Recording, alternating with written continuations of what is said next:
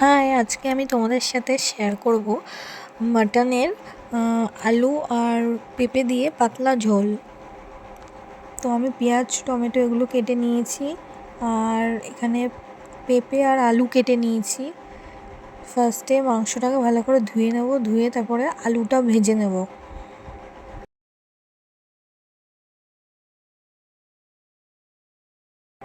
আলুটা লাল লাল করে ভাজা হয়ে গেলে তারপরে আমি এখানে মশলাটা বানাবো আর কি। এখানে জিরে, আদা, রসুন, লঙ্কা এগুলো পেস্ট করে নেব। আলু আমার ভাজা হয়ে গেছে, এগুলো তুলে নেব এবার। আর কড়াইতে দেব গোটা গরম মশলা আর তেজপাতা ফোড়ন।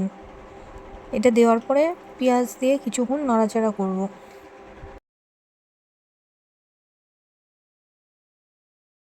পেঁয়াজটা একটু ভাজা ভাজা হয়ে গেলে এর মধ্যে এই পেস্ট করা মশলাটা দিয়ে দেবো।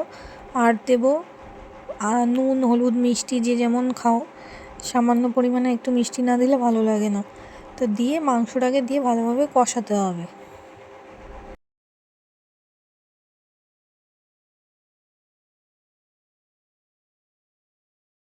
আমি কষানোর সময় পেঁপেগুলো আগে দিয়ে দিয়েছিলাম, তোমাদেরকে দেখাতে ভুলে গেছি।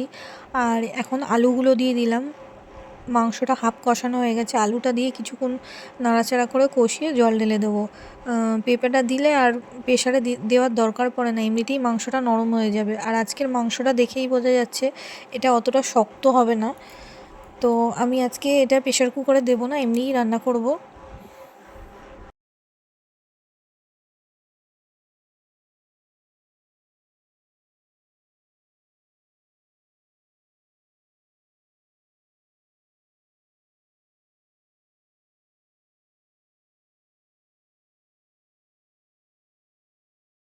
এটা জল দিয়ে এবার ফুটিয়ে নিয়েছি।